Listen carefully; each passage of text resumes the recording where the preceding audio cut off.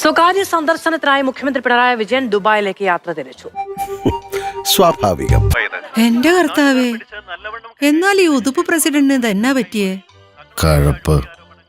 പിണറായി വിജയന് മാത്രമേ അത്തരം ഒരു യാത്ര സംഘടിപ്പിക്കാൻ സാധിക്കൂ. നിനക്കതൊക്കെ എങ്ങനെയാ സാധിക്കുന്നത്? ഇല്ല, ശരിയാക്കുമെന്ന് പറഞ്ഞു വന്നിട്ട് ഇപ്പൊ കാണാനില്ലല്ലോ. ഇത് എവിടെയാ പതുങ്ങിയിരിക്കുന്നത്? ഞാൻ ചോദിക്കുന്നു, ഈ മനുഷ്യനും തലക്കകത്ത് വെളിയില്ലേ? വെളിവില്ലാത്ത കുറെ പാർട്ടികളും അതിനൊക്കെ പറഞ്ഞ നേതാക്കന്മാരും ഒന്നും ആർക്കും അറിയില്ല, ആരും അറിയില്ല. എന്തിനാണ് ഇയാൾ ഇങ്ങനെ ഒളിച്ചോടുന്നത്?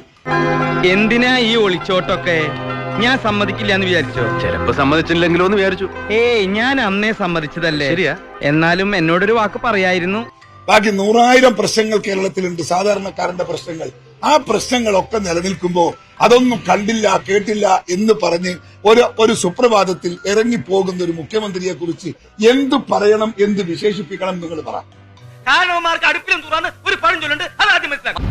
അന്നേ ഞാൻ നിന്നോട് പറഞ്ഞതാ വേണ്ടാത്ത പണിക്ക് പോണ്ടെന്ന്. കേട്ടില്ല. ഒരിക്കലും നന്നാവില്ലെന്ന് തീരുമാനിച്ചുറപ്പിച്ചവരോട് ഇനി എന്ത് പറയാനാ? ആർക്കെങ്കിലും ഒരു ചാർജ് കൊടുത്തു, ഇവിടെ ഒരു എമർജൻസി വിഷയം വന്നു, who will react, who will respond? പ്രശ്നമാവണം, ഈ നാട്ടുകാർ അനുഭവിക്കും വേണം. അല്ലെങ്കിൽ ആരോടെങ്കിലും അഭിപ്രായം രൂപീകരിച്ചാണോ സർക്കാരിന്റെ നടപടി? ഇതാണോ ജനാധിപത്യം? Who will react, who will respond? ഈരായിട്ട് സംസാരത്തിൽ ഭയങ്കര വ്യാകരണം. ആരെങ്കിലും ഇയാളെ കൂടെ വേണമെന്നുണ്ടെങ്കിൽ കുറച്ച് 2-3 അൽസേഷനെയൊക്കെ കൂട്ടിക്കൊണ്ടുപോകാൻ പറയാം.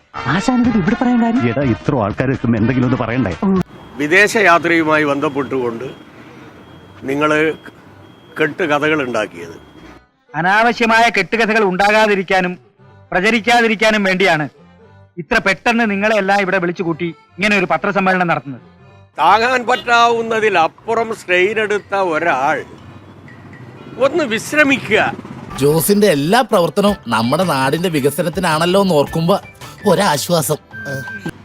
അവിടെ നിന്ന് 60 കിലോമീറ്റർ അകലെയുള്ളൂ ഇന്തോനേഷ്യയിലേക്ക്.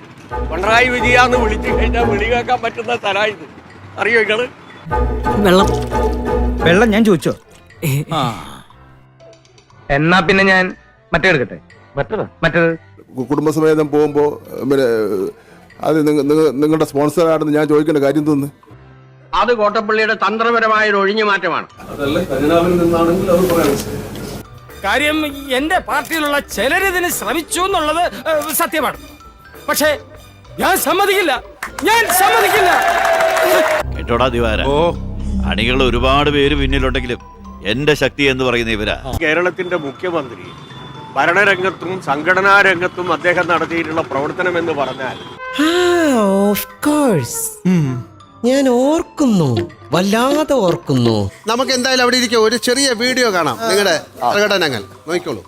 കടമെടുപ്പ് പരിധി തീർന്നതോടെ നിത്യച്ചെലവുകൾക്ക് പോലും ബുദ്ധിമുട്ടുന്ന ഒരു തരത്തിലേക്ക് കടുത്ത സാമ്പത്തിക പ്രതിസന്ധിയിലാണ് കേരളം. ക്ഷേമ പെൻഷൻ 4 മാസത്തെ കുടിശ്ശികയായി.